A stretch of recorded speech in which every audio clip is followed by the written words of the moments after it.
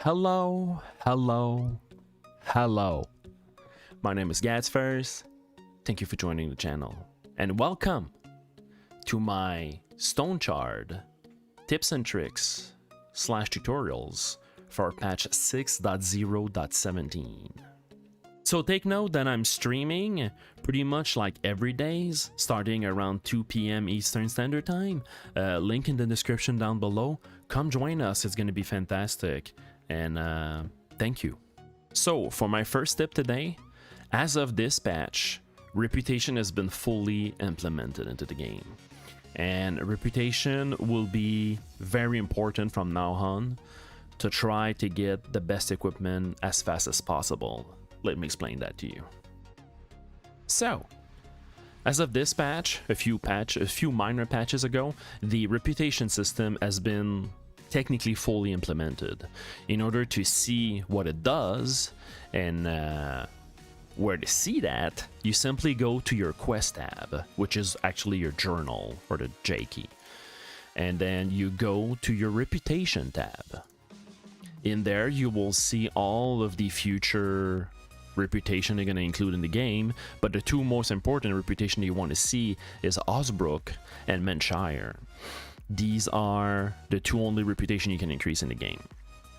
So as you increase your reputation, you will earn better prices for buying and selling, you will earn better gear equipment, and the stock of the merchant is going to be increased. This is when you are amity with a village, and this is what it looks like when you are respected. Respected is the highest reputation title you can have. So with respected, you get a higher buy-in price bonuses, you get better equipment, and you have even more stock at the merchant. The only ways to increase your reputation is by completing contracts and by completing quests. And you can also lose reputation, and that's by failing a contract. Accepting a contract as a certain amount of days. And with that, we're gonna jump to our tip number 2. And our tip number 2 is never accept a quest. As I've just mentioned, since you can lose reputation if you fail to complete a contract, my trick for you guys is that when you chat with a NPC in the game and you see about the quest, you just have to read the text from the NPC, and you see that locals call it musty tone.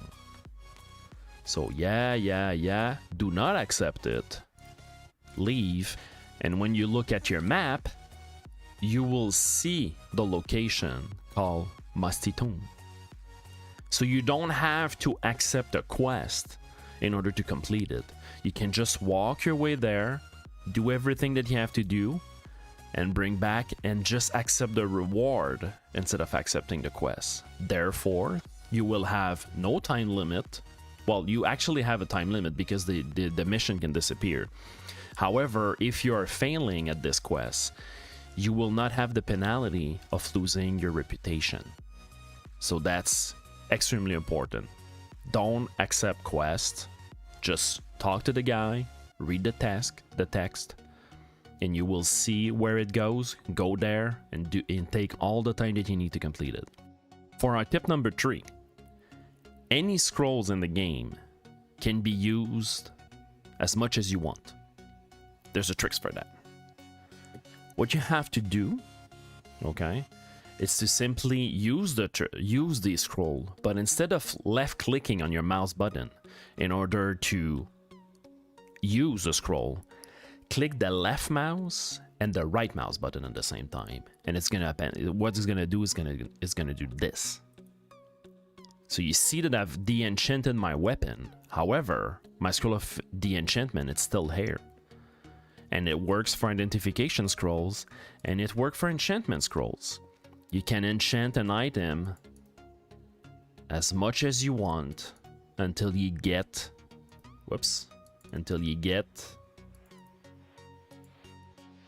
what you want. So for me, it's quite simple because my mouse has a macro built-in. The only thing I have to press is this button, and it does it automatically for me. It clicks the left and the right mouse button at once. If you do not have a mouse that uses this function, that has this function, you can use a software. It's called Auto Hotkey. And with Auto Hotkey, you could configure yourself a macro that would do this for you. If you look at the description down below, you will find a paste bin where a viewer of mine created the macro and he tested it and it works 100%. So if you don't have a mouse that can do this for you, well, if you don't have a built-in software that can do this for you with your mouse, you can download that software and set it up yourself. So for the tip number 4, something that I want to explain about a bit, it's about the pain condition. Pain is the worst debuff that you can have when you are in combat. You need to try to avoid being in pain as much as possible. It's pretty bad for spellcasters, it's also bad for range DPS, and it's awful for any melee character. Because having pains means that you have 10% extra damage taken. Your healing is less efficient, and then your fumble chances increases. The best solution to cure pain is to drink alcohol. Alcohol is by far the best solution to remove your pain condition. There's a bunch of stuff that you can use, herbal extract mixed with an antitoxin and all that stuff, and it's not ideal. It's not ideal at all, because I will explain in my step number 5. It will also answer that question as to why it's not ideal to use herbal extract and then an antitoxin. But the best solution is alcohol. I will explain why. Intoxication means that you have less healing efficiency, which is not great, and you have minus 5% healing restoration. The differences between healing efficiency and healing restoration, the healing restoration is per turn. You have a percentage of chance to either kick in your healing restoration or your energy restoration. And by default, characters does not have a lot of healing restoration. A full-fledged character with like 20 vitality, level 13, he's gonna have like 12% of healing restoration. That's almost 50% of your chances to heal some damage by yourself. That 5%, I've tested it, it basically means that you will not receive any healing restorations during your combat. Because once you hit below 10%, healing restoration is practically like inexistent. And on top of that, healing efficiency. What healing efficiency means is that if you use an item, a healing salve, a healing potion, that will affect the amount of healing that you will receive. So this is the differences between healing efficiency and healing efficiency and health restoration. Health restoration is your natural chances to gain health, and healing efficiency is that when you use anything that gives you health, or when your healing restoration kicks in, it will be 15% less efficient. That's the differences. If we look at drunk instead, drunk will reduce your willpower. That's not the end of the world. Drunk will increase your pain limit, which means that you will be more resistance. Therefore, you will receive less pain when you're getting hit. You have a penalty in agility. So if you're using like daggers and stuff like that, or bow, I do admit that this is not awesome, but it's not the end of the world, because you have 10% weapon damage bonus. So even though you have a debuff in agility, it will be compensated by your weapon damage buff increase. Yes, you have a 10% fumble chances. It's not the best, but it's better to only have 10% chance to fumble versus not receiving your healing restoration at all and then having less efficiency for healing. And plus, on top of that, you don't have a pain resistance when you use herbal extract and antitoxin. So using alcohol makes you more resistant to pain, will make you hit stronger, but sadly increases your chance to fumble. I've tested everything, okay? And drunk is by far the best solution to remediate the pain condition in combat. It's the best solution. You can use other items if you want to for out of combat. My recommendation is, if you want to use something else outside of combat, is Sporific Sponge. That little dude will remove 60% of the pain that you have. Right now it says that it's remove 5% for 10 turns, but it's more than that. I've tested it, and if you have 60% pain condition on you right now, just use one of those and you remove everything. For the rest, use alcohol while you are in combat. Tip number 5. So as I've mentioned in tip number 4 in regards to pain condition, the reason why I'm recommending to bring alcohol and Sporific Sponge, it's because it doesn't take a lot of spaces in your inventory.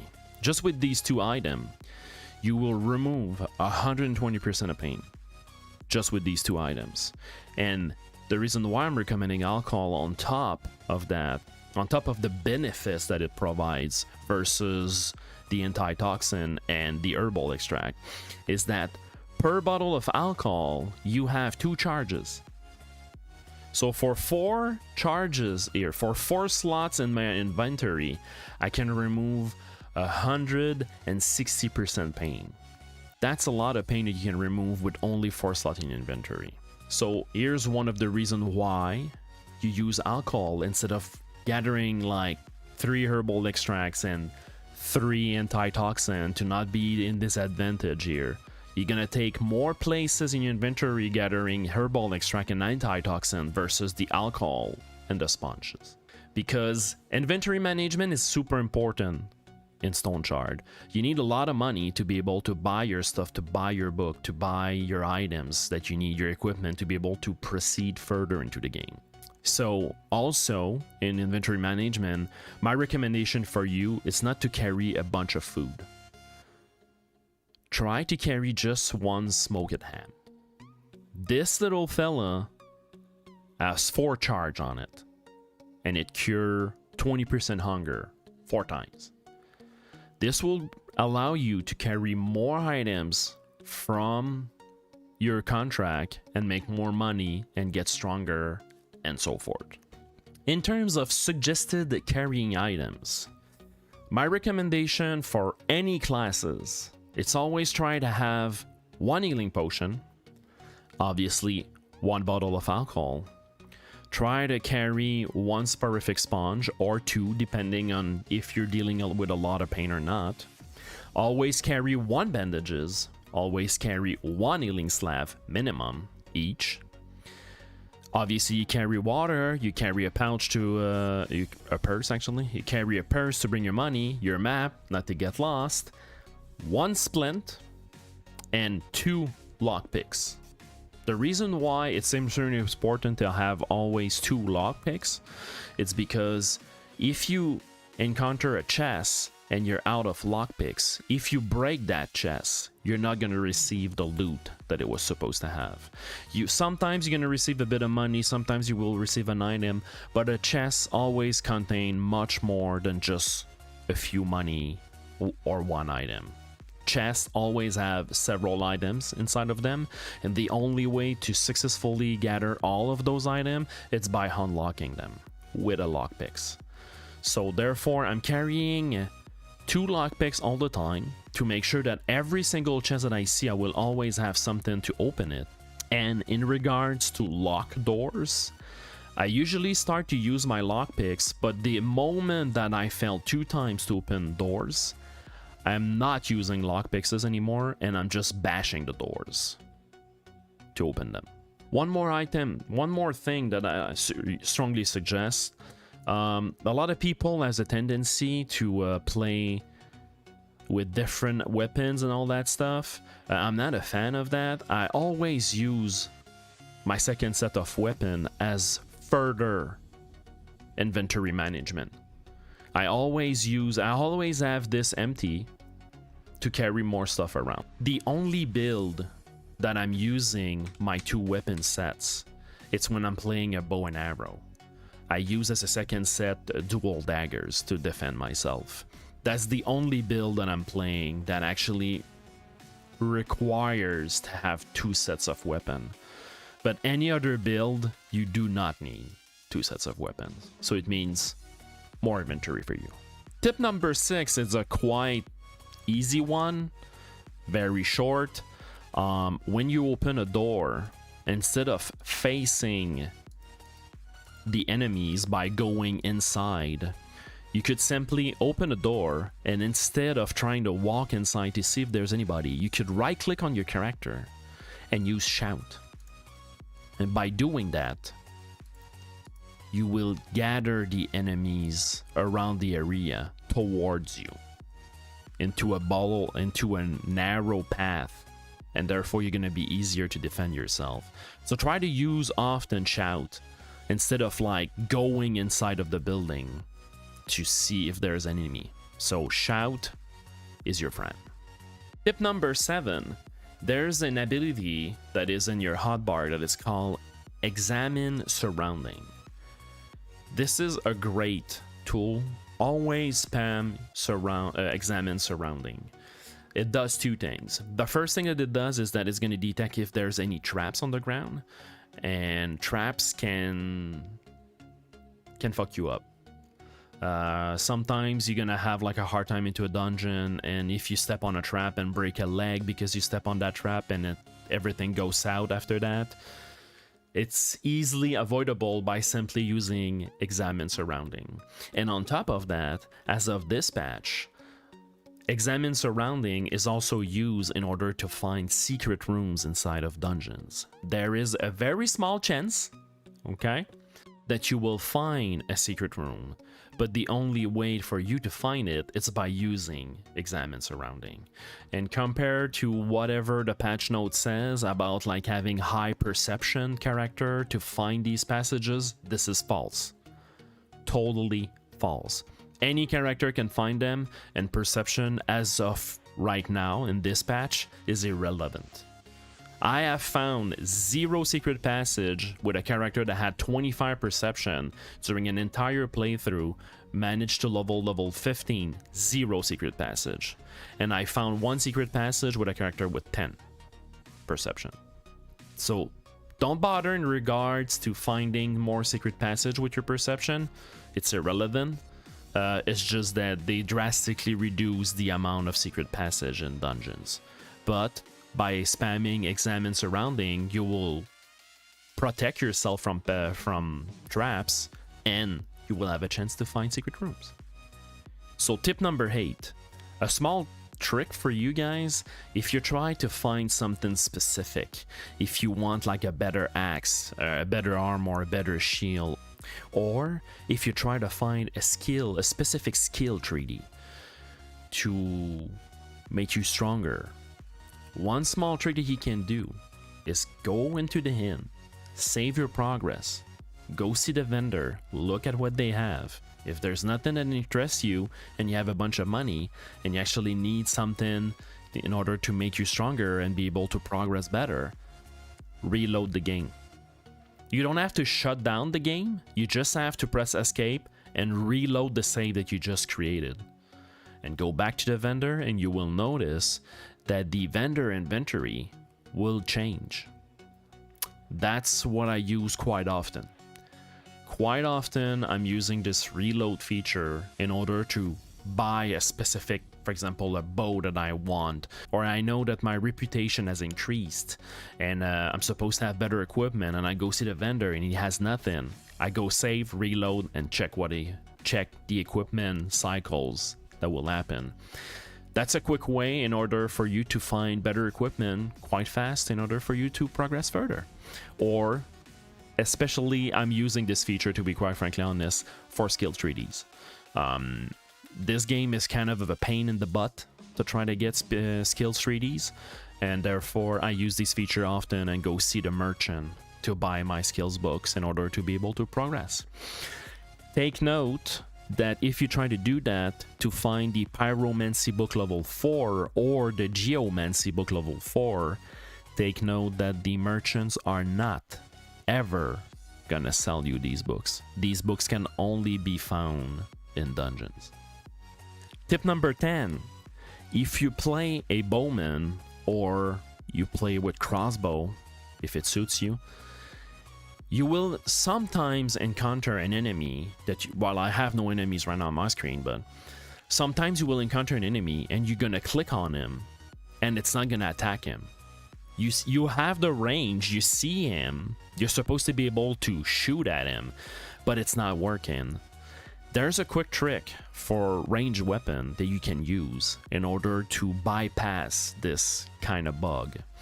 The trick is to simply press on your left control key, and you're gonna switch between normal mode and combat mode.